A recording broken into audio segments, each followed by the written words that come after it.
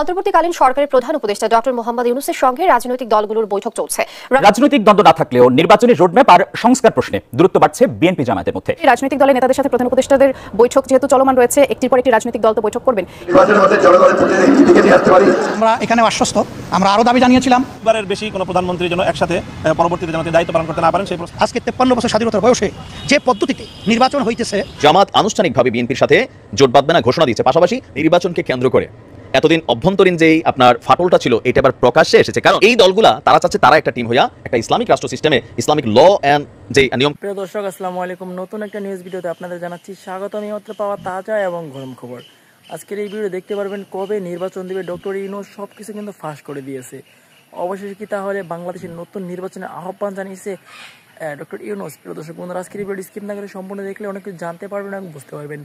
সেই সাথে আজকের এই ভিডিওতে আপনারা দেখতে চলেছেন শেখ হাসিনার পতনের জন্য বিএনপির কতটুকু হাত রয়েছিল, ছাত্ররা কি শেখ হাসিনাকে পদত্যাগ করেছে না বিএনপিরা করেছে, সেসব কথা নিয়ে কিন্তু মুখ খুলেছে জাহেজটা কি। প্রিয় দর্শক বন্ধুরা, আজকের এই ভিডিওটি খুব ইন্টারেস্টিং হতে চলেছে। স্কিপ না করে সম্পূর্ণ দেখবেন, আশা করি অনেক কিছু বুঝতে পারবেন। যারা এখন এই চ্যানেল সাবস্ক্রাইব করে রাখেন, চ্যানেল সাবস্ক্রাইব করে দেওয়ার পাশে থাকে বেল আইকনে বাজিয়ে রাখুন। ইতিমধ্যে যারা সাবস্ক্রাইব করে দিয়েছেন সকলকে জানাচ্ছি অসংখ্য ধন্যবাদ। প্রিয় দর্শক বন্ধুরা, চলুন তাহলে এই ভিডিওতে কি লাইক দিয়ে আমরা ধারাবাহিকভাবে সেই বিস্তারিত ভিডিওগুলো একের পর এক মোবাইলের স্ক্রিন থেকে দেখে আসি। এর জাতীয় স্লোগান কি? জয় বাংলা। বিএনপির বাংলাদেশ জিন্দাবাদ। কিন্তু আমাদের এই দুইটি দলের বাহিরে আরও বেশ কয়েকটি দল আছে। দলগুলো আলাদা, কিন্তু তাদের যে স্লোগান একটা, বলবো নারায়ে তাকবীর আল্লাহু আকবার।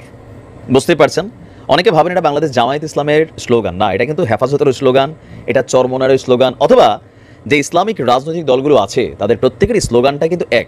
কারণ তাদের আবার প্রত্যেকেরই একটা জায়গাতে মিল আছে, সেটা হচ্ছে তারা প্রত্যেকেই ধর্মভিত্তিক রাজনীতি করে। গতকালকে ইতিমধ্যে আপনারা জানেন দ্য ব্রেকিং নিউজ, সেটা হচ্ছে জামাত আনুষ্ঠানিকভাবে বিএনপির সাথে জোট বাঁধবে না ঘোষণা দিয়েছে, পাশাপাশি বিএনপিও ঘোষণা দিয়েছে।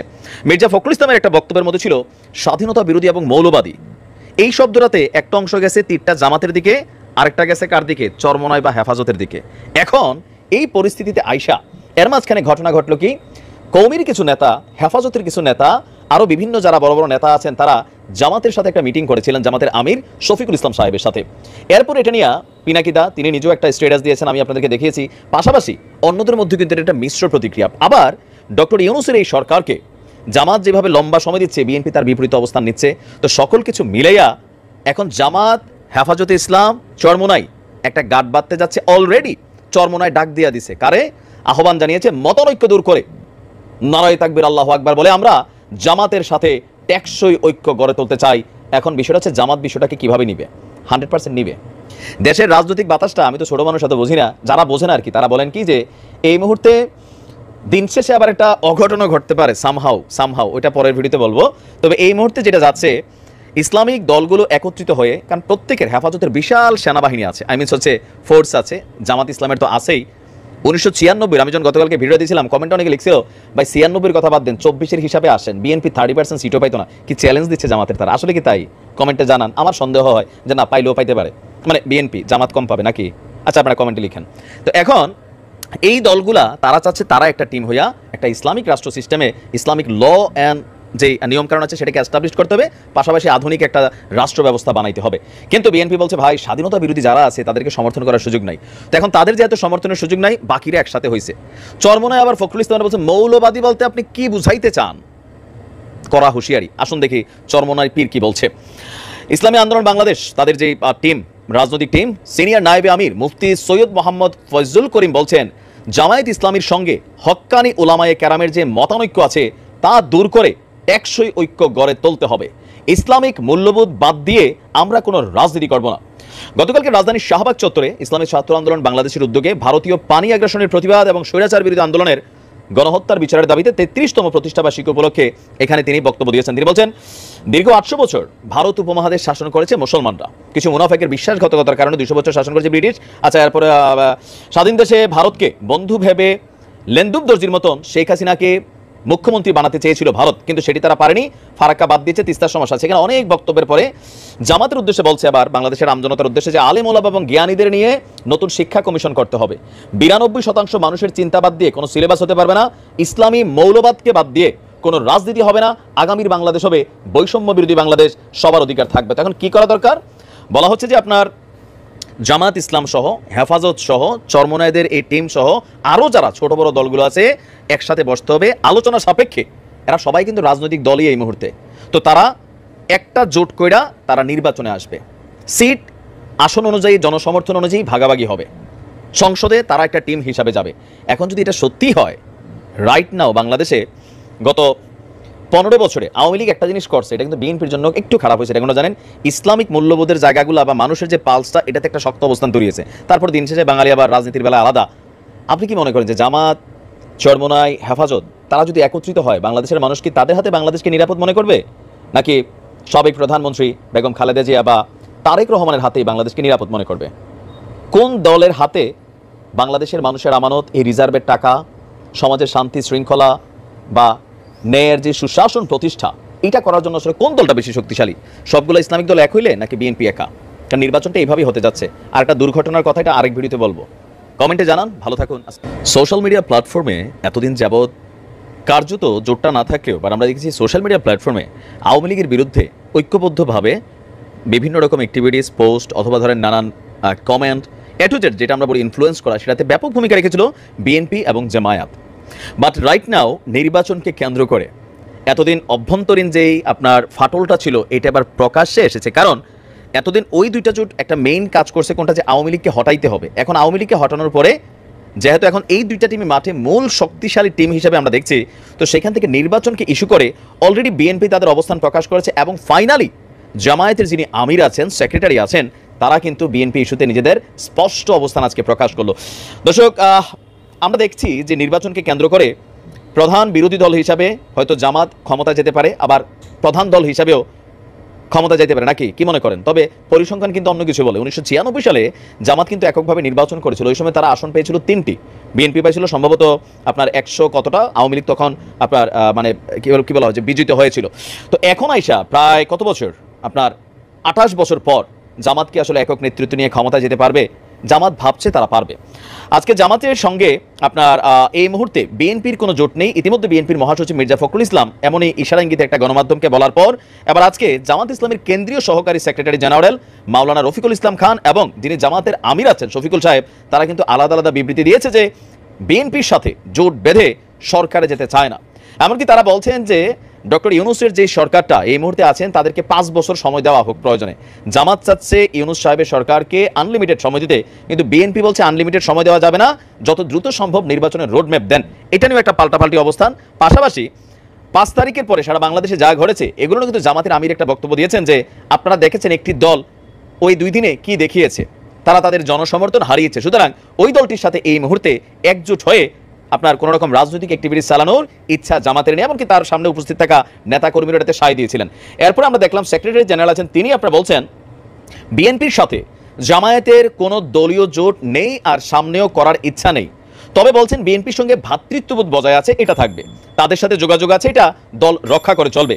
তাদের সঙ্গে আমাদের মাঝে মাঝে বসা হয়, দেশের সামগ্রিক পরিস্থিতি নিয়ে আলোচনা হয়, কিন্তু তাদের সাথে যে জোটগত একটা ইস্যু ছিল সেটা সরে যাচ্ছে। তো এখান থেকে শেখ হাসিনার পতন এবং তার দেশ, এটা তারই দেশ, ভারতে পালিয়ে যাওয়ার প্রধান ঘটনা প্রবাহ ঘটেছিল মধ্য জুলাই থেকে শুরু করে আগস্টের 5 তারিখ পর্যন্ত। এবং এই গণঅভ্যুত্থান সফল হয়েছে, যেটা আমরা রাইটলি অনেকে মনে করছি, এই দেশের সকল শ্রেণী পেশার মানুষের একত্রিত হওয়ার কারণে। এই অকল্পনীয় একত্রিত হওয়ার ইতিহাস আমাদের এই ভূমিতে নেই। প্রায় ধনী গরিব, সরাসরি রাজনীতি করা মানুষ বা সরাসরি রাজনৈতিক দলে নেই এমন মানুষ, কৃষক, শ্রমিক, ঢাকার বাইরে, মানে যে কোনোভাবে আমরা ক্লাসিফাই করতে পারি, প্রত্যেক ক্লাসের মানুষের পার্টিসিপেশন এখানে ছিল, সে কারণে সফল হয়েছে। কিন্তু আমার মনে হয় আস্তে আস্তে আমাদের আরেকটু বৃহৎ পরিসরে এই ব্যাপারগুলো দেখা দরকার আছে। সেটা হলো মূল যুদ্ধটা, আমরা এভাবে যদি বলি, জুলাই 15 থেকে শুরু হয়েছে বা জুলাইয়ের প্রথম ভাগে, কিন্তু মূল যুদ্ধটা যদি সেখান থেকেও ধরে, এর পেছনে একটা লম্বা ইতিহাস আছে এবং শেখ হাসিনা পতনের পেছনে সেই লম্বা ইতিহাসের একটা গুরুত্বপূর্ণ জায়গা আছে, যেটা এই মুহূর্তে আমরা অনেকে কথা বলছি না। যেমন ধরি, জুলাইয়ের অভ্যুত্থানে বিএনপির এবং জামায়াতের পার্টিসিপেশন সিরিয়াসলি ছিল। তারা তাদের পার্টির জায়গা থেকে ওভাবে ঘোষণা করেনি, কিন্তু এই ঘোষণার পার্টি থেকে দফায় দফায় এসছে যে ছাত্রদের দাবির সাথে ঐক্যমত্য প্রকাশ করছে। বিএনপির মহাসচিব থেকে শুরু করে ভারপ্রাপ্ত চেয়ারম্যান সবাই এই কথা ক্রমাগত বলেছেন, কিন্তু বিএনপি তার ব্যানার নিয়ে হয়তো আসেনি, কিন্তু এই মুভমেন্টে ছিল, সিরিয়াসলি ছিল। 19 আগস্টের একটা ডেটা আমি পেয়েছি, এটা এখন আরও বাড়তে পারে, খুবই সম্ভাবনা আছে। সেটা হলো বিএনপির 119 জন মানুষ বিএনপির বিভিন্ন অঙ্গ সংগঠন এবং মূল বিএনপির 119 জন মানুষ মারা গেছেন, আর জামায়াতের 87 জন। সুতরাং তারা সিরিয়াসলি খুব এফেক্টিভলি এই মুভমেন্টের মধ্যে ছিলেন। এবং আমি ব্যক্তিগতভাবে মনে করি অর্গানাইজ ফোর্সটাই অনেক বড় শক্তি ছিল, অনেক বড় শক্তি ছিল এই মুভমেন্টের। কিন্তু আমি শুধু সেটুকুও কেউ বলছি না, আমি আরো পেছনে যেতে চাই। বিশেষ করে এই পুরো এন্টায়ার স্বৈর শাসনের সময় বিএনপি কি রোল আছে, বিএনপির রোলটা আদতে স্বৈরাচার পতনের জন্য কিভাবে কাজ করেছে। খেয়াল করি আমরা, বিএনপি যদি না থাকতো, এভাবে চিন্তা করি, বিএনপি নেই। শেখ হাসিনা 9 সালে জিতলেন, 11 সালে সংবিধান সংশোধন করলেন। সুতরাং 9 সালের নির্বাচনটাকে মোটামুটি গণতান্ত্রিক বা সহি নির্বাচন মোটামুটিভাবে ধরে নিলেও ওর মধ্যে কিছু কারসাজির কথা শুনে আমি তর্কের খাতিরে সরিয়ে রাখলাম। 11 সালে এসে যখন সংবিধান সংশোধন করে, ইট ওয়াজ ভেরি ক্লিয়ার যে আওয়ামী লীগ আসলে আর ক্ষমতায়, তার ক্ষমতা ধরে রাখতে চায় আর কোনো ভালো নির্বাচন না দিয়ে। এটা খুব স্পষ্ট হয়েছে। সে তত্ত্বাবধায়ক সরকার বাতিল করিয়ে নেয় কোর্টের ঘাড়ে বন্দুক রেখে। আবারও বলছি, সেই প্রধান বিচারপতি খায়রুল হককে মনে রাখতে হবে আমাদের, এবং তাকে আমাদের কোনো না কোনো ফর্মে বিচারের আওতায় আনতে হবে। যাই হোক, সেটা ভিন্ন আলোচনা। তো ওই ঘটনার পর থেকে, তার মানে 11 সাল থেকে আওয়ামী লীগ নিপীড়ক হয়ে উঠলো ভয়ঙ্করভাবে। এর আগেও ছিল, কিন্তু কম ছিল তুলনামূলকভাবে। তাহলে 11 থেকে 24 পর্যন্ত 13 বছরের একটা সময়কাল। ধরে নিলাম বিএনপি নেই, কি হতো আওয়ামী লীগের? আওয়ামী লীগ তখন এই লড়াইটা যদি না থাকতো, আওয়ামী লীগের জন্য আসলে খুব কুসুমাস্তীর্ণ একটা পথ থাকতো। সে তার মতো যে কোনো কিছু করার চেষ্টা করে যেত। জামায়াত শুরুর দিকে মাঠে ছিল, বিশেষ করে 14 সালের নির্বাচনের আগ পর্যন্ত, কারণ তখন তাদের নেতাদের বিচার করা হচ্ছিল। সেই বিচারের প্রতিবাদে তারা খুব শক্তভাবেই মাঠে ছিল। কিন্তু এর পরবর্তীতে জামায়াতকে আমরা আর মাঠে খুঁজে পাইনি। ইয়াস, আমরা জামায়াতকে আর মাঠে খুঁজে পাইনি। সেটা তাদের কৌশলগত সিদ্ধান্ত বা রাজনৈতিক তাদের যে প্ল্যান, সেটা তাদের ব্যাপার, কিন্তু ছিল না 14 আগ পর্যন্ত। তাহলে 11 থেকে 14 পর্যন্ত দুটো দল। 14 পর থেকে জামায়াত মাঠে ছিল, 24 পর্যন্ত মাঠে ছিল বিএনপি। সো বিএনপি নেই। হ্যাঁ, এর মধ্যে বিএনপি স্খলন আছে। আমি বহুবার বলেছি যে 18 সালের যে মানে রাতের সিলের নির্বাচন, তারপর 5 বছর অলমোস্ট বিএনপি কিছু করেনি, মানে 4 বছর টু বি স্পেসিফিক। সেটা হচ্ছে 22 সালের ডিসেম্বরে আমেরিকা র্যাবকে স্যাংশন দেওয়ার আগ পর্যন্ত। এই রাতে সিল মারার পর একটা হরতালও, একটা বড় মিছিল বিএনপি অর্গানাইজ করেনি, এটা সত্য। কিন্তু তারপরে 10 বছর বিএনপি ছিল, কিন্তু আমরা ধরে নিলাম বিএনপি ইনঅ্যাক্টিভ ছিল। তাতে কি হতো? আমরা তার মতো করে কোনো সমস্যা তার হতো না, সে নির্বিঘ্নে চালিয়ে যেত। এবং বাংলাদেশ আরো অনেকগুলো স্বৈরতান্ত্রিক আমাদের এশিয়াতেই আছে, কঠোর নর্থ কোরিয়া আছে, আর একটু সফটার কম্বোডিয়া আছে, সেভাবে নিরুপদ্রবভাবে চালাতে পারত। কিন্তু না, বিএনপি থাকায় বিরাট সংকট তৈরি হলো। এই যে আজকে আওয়ামী লীগ একটা অত্যাচারী, ভয়ঙ্কর অত্যাচারী, নিপীড়ক, জালেম একটা দল এবং সংগঠন, এই যে ইমেজটা আমাদের সামনে তৈরি হয়েছে, আমাদের এই ইমেজটা আসলে তৈরি হয়েছে বিএনপি মাঠে থাকার কারণে। এবং বিএনপির ওপরে জুলুম করে করে, অত্যাচার করে করে সে আসলে অত্যাচারী হয়ে উঠেছে। আমরা অনেকে বিএনপি করি না, সমাজের সব মানুষ বিএনপি করে না, করার কথাও না, কারণও নেই। কিন্তু যখন আমরা দেখছি একটা দলের নেতাকর্মীর উপরে অকল্পনীয় রকম অত্যাচার হচ্ছে, আমরা সাধারণ মানুষ যারা আসলে রাজনীতির ব্যাপারে একটু খোঁজ খবর আছে, আমরা চাইবা না চাই আমাদের সাবকনশিয়াসে কিন্তু ক্ষুব্ধতা তৈরি হতে থাকে। 2700 এক্সট্রা জুডিশিয়াল কিলিং হয়েছে আওয়ামী লীগের এই সময়টাতে। এর প্রধান অংশ, প্রায় সব, কয়েকশো আছে, এর বাইরে প্রায় সব হচ্ছে বিএনপির, এবং এর মধ্যে কিছু জামায়াত নেতাকর্মীও আছে, বিশেষ করে 14 সালের আগে জামায়াতের মধ্যে ইনক্লুডেড ছিল, তাদেরকে হত্যা করা হয়েছে। বিচার বহির্ভূত হত্যার পর extra judicial killing, enforced disappearance, গুম, সেই গুমও প্রধানত রাজনৈতিক প্রতিপক্ষকে করা হয়েছে। খুব স্বাভাবিক। কাস্টোডিয়াল টর্চার, কি পরিমাণ অত্যাচার, নির্যাতন বিএনপির মানুষজনকে যখনই গ্রেফতার করা হয়েছে, তখনই এই তথ্য প্রচুর আমরা পাবো। নখ তুলে ফেলা, পেটানো, কি করা হয়নি, ইলেকট্রিক শক দেওয়া, বিভিন্ন রকম টর্চার করা হয়েছে। আর একটা নতুন টার্ম আমরা বিগত সরকারের সময় শিখেছি শুধু বিএনপিকে অত্যাচার করার জন্য, সেটা হচ্ছে, আমাদের নিশ্চয়ই মনে আছে, গায়েবী মামলা।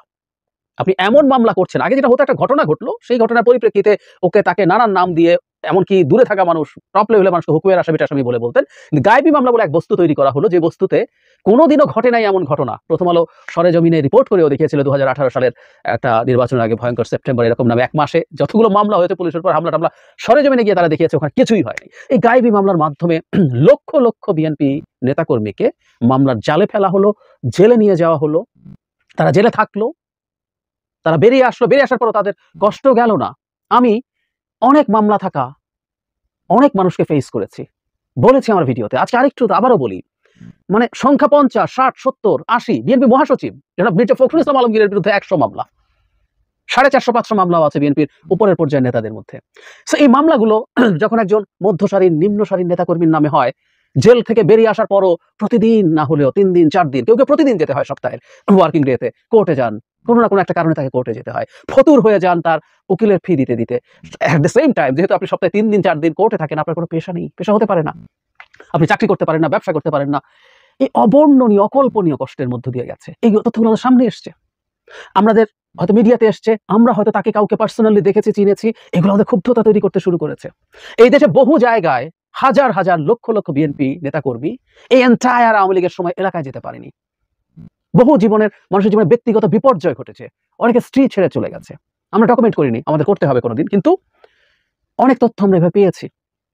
এলাকায় যেতে পারে না, সে আর কিছু পারে না, ঢাকায় রিক্সা চালাচ্ছে। আমাদের মনে থাকার কথা, যেন মির্জা ফখরুল ইসলাম আলমগীর একবার একটা অভিজ্ঞতার কথা বলতে গিয়ে কেঁদে ফেলেছিলেন। অনেকে বলছিলেন যে বিরোধী দলীয় নেতারা আরো শক্ত হওয়া উচিত, যদিও আমি মনে করি না। আমার ভালো লেগেছে ওনার কান্না। আমাদের একজন রাজনীতিবিদ কাঁদছেন তার নেতাকর্মীর কষ্ট দেখে, ইট ডাজন্ট নেসেসারিলি মিন যে উনি শক্ত হয়ে মাঠে দাঁড়াবেন না, কিন্তু কান্নাটা ইন্ডিকেট করে এটা তাকে টাচ করেছে। যাই হোক, উনি এই গল্প করেছেন, এই গল্প আমরা জানি।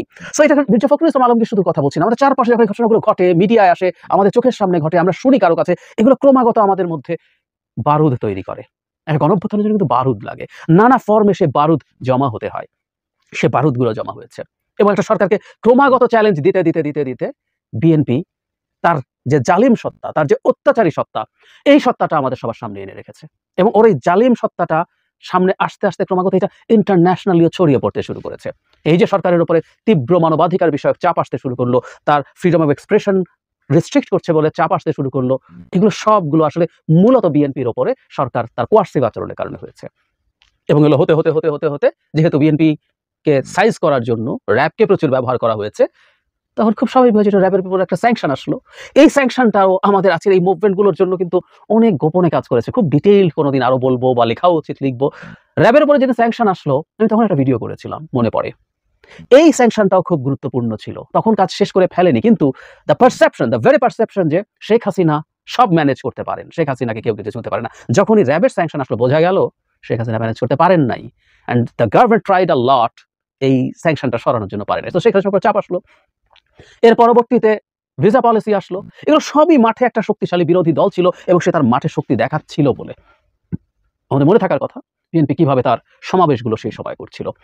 সত্যি বলতে সেই সময়কার কোনো একটা সমাবেশেও একই ধরনের ঘটনা ঘটে যেতেও পারতো, কারণ ওটা শুধু বিএনপি ঘটিয়ে দিত তা না। ইভেন 28 অক্টোবর কেউ কেউ বলেন বিএনপি একটু পাল্টা যদি কঠোরভাবে দাঁড়াতো, হতে পারতো সেদিনই সরকারের পতন। তখন অন্য মানুষজন, আমরা প্রায় বলছি একটা গণঅভ্যুত্থানে যেটা হয়, মানুষের ভিতরে বারুদ থাকে, বারুদ জমা থাকে নানান ফর্মে, নানান কারণে, সেগুলো এসে একসাথে বিস্ফোরিত হয়। বিএনপি দাঁড়িয়ে যেতে পারলে, পুলিশকে পেছনে যেতে পারলে হতে পারতো সারা দেশে বিভিন্ন জায়গায় সাধারণ মানুষ যুক্ত হয়ে গেছে, যেটা আমাদের জুলাই অভ্যুত্থানে এসে যুক্ত হয়েছে, হতে পারতো। হোয়াটএভার, সেটা হয়নি, সেটা অন্য আলোচনা, পরবর্তীতে হলো। কিন্তু এই যে বছরের পর বছর বিএনপি মাঠে থাকলো এবং সরকারকে চ্যালেঞ্জ দিয়ে গেল। বিএনপি রাজনৈতিক দল, বিএনপি ক্ষমতায় যেতে চায়, স্বাভাবিকভাবেই, খুব স্বাভাবিক, সে ক্ষমতায় যাওয়ার জন্যই রাজনীতি করছে, সেটাও ঠিক আছে। কিন্তু যে লম্বা সময় তারা কষ্ট করেছে, সাফার করেছে, অকল্পনীয় সাফার করেছে, সেই সাফারিং তাদের এই সরকারের বিরুদ্ধে থাকাটা তার আরাম করে দেয়নি। আমি খুব ব্যক্তিগতভাবে মনে করি, আমি আমার অনেকগুলো ভিডিওতে বলেছি, সরকার শেষ চ্যালেঞ্জ হচ্ছে বিএনপিটাকে ভেঙে ফেলা না। বিএনপি ভেঙে ফেলা যায়নি আসলে, গত নির্বাচন আগে সেই চেষ্টা হয়েছিল, কিন্তু বিএনপি ক্ষয় করে দেওয়া যেতে পারতো। যে টর্চারের পর টর্চার যখন করছেনি, কোনো একটা পর্যায়ে বিএনপির মানুষের তো দেশের শেষে আমরা মানুষ এবং আমাদের সহ্যেরও একটা সীমা আছে। সে আর রাজনীতি না করার শর্তে তার মামলা বা অন্যান্য হয়রানি থেকে মুক্তি পাওয়ার ডিল তাকে দেওয়া হতে পারে, সে সেটা নিতেও পারে, এই পরিস্থিতি হতে পারে। সরকারের ওই চ্যালেঞ্জটুকুই শেষ পর্যন্ত দূর করার চেষ্টা ছিল নানা ফর্মে। বিএনপিকে নিয়ে সরকার এবং ইন্ডিয়ার মূল টার্গেট ছিল বিএনপিকে ক্ষয় করে ফেলা, অ্যাটলিস্ট ভাঙতে পারলে ভালো, একটা বিরাট দল নিয়ে একটা নির্বাচন করিয়ে তথাকথিত কিছু লোকজনকে এমপি বানিয়ে ভাগ করে ফেলা, না পারলে নিজের পক্ষে বিএনপি যাতে করা ছেড়ে দেয় তাদের ওই গ্রাসরুটের লোকজন। মারা যায়নি, সেই বিএনপি মাঠে থাকলো, কঠোরভাবে থেকে তারা লড়াই করে গেল। আমরা অনেকে হয়তো জানি যে এই ক্ষেত্রে জনাব তারেক রহমানের একটা বিরাট রোল আছে। তিনি এই পর্যায়ের সাথে নিয়মিত কানেক্টেড থেকে তাদেরকে মোটিভেটেড রাখার চেষ্টা করেছেন এবং উনি বেশ ভালোভাবে সফল হয়েছেন। বটম লাইন, আমরা যখন একটা হিস্ট্রি আলোচনা করব, মানে আমরা একটা যুদ্ধ দেখে শেষ করি, আমাদের 71-এ মুক্তিযুদ্ধ হয়েছে। 71-এ মুক্তিযুদ্ধ হঠাৎ করে 9 মাসে বেঁধে যায়নি। আমরা যদি পেছনের হিস্ট্রিতে যাই, ধাপে ধাপে দেখবো আমাদের নানান রকম সংকটের কথা বলছি। আমাদের মনে থাকার কথা, শেখ মুজিবুর রহমান 7 মার্চে যখন ভাষণ দিচ্ছেন, তিনি কিন্তু শুরু করছেন আগে থেকে, মানে পেছন থেকে, এই করোনায় সেই করোনায়, 54-তে ক্ষমতায় বসতে থাকতে দাও নাই, এরকম। আমরা 52 থেকে শুরু করতে পারি, 54, তারপর কি হচ্ছে সবগুলো ধাপে ধাপে যাবো এবং আমাদের বঞ্চনার ইতিহাস তৈরি হয়। আস্তে আস্তে হতে কোনো একটা দিন সেটা যুদ্ধে যায়। রাজনৈতিক দলগুলো এই বঞ্চনাকে একত্রে আনে, মানুষের বারুদটাকে উস্কে দিতে চায়, বা আর কেউ যদি সে একটা এই ধরনের পরিস্থিতি করতে চায় তাহলে তাই হবে। সুতরাং আওয়ামী লীগ যে আজকে একটা বর্বর শাসকে পরিণত হয়েছে মানুষের সামনে। আওয়ামী লীগ শুধুমাত্র দুর্নীতি করছে তা না, আমরা খেয়াল করবো আওয়ামী লীগের শব্দটা উচ্চারণ করলে আমাদের সামনে শুধু দুর্নীতি করেছে এই বিষয় না, আওয়ামী লীগের বলতে কথা দানবকে দেখি, মানে টিভিতে বা শুনতে হবে না, পাড়ায় আমরা দেখবো কতগুলো দানব। এই দানবগুলো কিন্তু তৈরি হয়েছে ছাত্রলীগ, যুবলীগ, অন্যান্য যে লীগগুলো আছে তাদেরকে দানবে পরিণত করা হয়েছে মূলত বিএনপিকে ঠেঙানোর জন্য। সো দানব চেহারা দেখে দেখে আমরা বড় হয়েছি। পুলিশকে দানবে পরিণত করা হয়েছে, র্যাবকে দানবে পরিণত করা হয়েছে বিএনপিকে ঠেঙানোর জন্য। সো আমি যখন এরপর পুলিশকে কোনো কারণে ফেস করতে গেছি, আমি ওর দানব সত্তাটা দেখে এসেছি, আমার উপরে সেই দানবীয় আচরণ হয়েছে। এই প্রত্যেকটা আসলে সে এই জায়গায় গেছে এবং আওয়ামী লীগের এই সত্তাটা, এই যে একটা দানব সত্তা তৈরি হয়েছে, বিএনপির কারণে তৈরি হয়েছে। সুতরাং আওয়ামী লীগের দুর্নীতি, অপশাসন তো আছেই, আওয়ামী লীগ ভয়ঙ্কর রকম একটা বর্বর দানব যে মানুষকে অত্যাচার, নিপীড়ন, জুলুম করে, সেই ইমেজটা আমাদেরকে দুর্নীতি চাইতে অনেক বেশি ভয়ঙ্কর রকম ক্ষুব্ধ তৈরি করেছে, অনেক বেশি বারুদ আমাদের মধ্যে জমা করিয়েছে। এই পুরো কৃতিত্বটা বিএনপির। আমরা যখন সিরিয়াসলি কাজ করব, হিস্ট্রি লিখবো, ব্যাকগ্রাউন্ডে বিএনপির এই বিরাট অবদানের কথা যেন ভুলে না যাই। আমাদের মধ্যে এখন টেন্ডেন্সি হয়, ওই যে বলে না, success has many fathers, failure is an orphan. ফেলিয়ারের দায় কেউ নেয় না, কিন্তু সফল হলে প্রচুর পিতা তৈরি হয় তার। আমাদের চেষ্টা থাকা উচিত হবে হিস্ট্রিতে, যখন হিস্ট্রি লিখবো আমরা ভবিষ্যতে বা এখন থেকেই, তার জায়গাগুলো দেয়া। আর বিএনপি তো এই আন্দোলনেও সিরিয়াসলি পারফর্ম করেছে, সুতরাং এই হিস্সা তো তাকে দিতেই হবে। সাথে জামাতও করেছে, জামাতও আগে বিরোধী যখন আন্দোলন করছে, আগেও বলেছি 14 সাল পর্যন্ত অ্যাটলিস্ট জামাতও মাঠে অত্যন্ত টাফ ফাইট করেছে। প্রিয় দেশবাসী, শুরু থেকে শেষ পর্যন্ত যারা এই ভিডিওটি দেখেছেন সকলকে জানাই অসংখ্য অসংখ্য ধন্যবাদ। যারা এরকম নিউজ ভিডিও পেতে পছন্দ করেন তারা অবশ্যই এই চ্যানেলটি সাবস্ক্রাইব করে পাশে থাকা বেল আইকনটি বাজিয়ে দিবেন। যারা এখন এই ভিডিওটি শেয়ার করেননি, এই ভিডিওটি দ্রুত শেয়ার করে সকলকে দেখার সুযোগ করে দিন। আজকের মতন এই পর্যন্ত, দেখা হচ্ছে পরবর্তী কোনো ভিডিও নিয়ে ইনশাল্লাহ।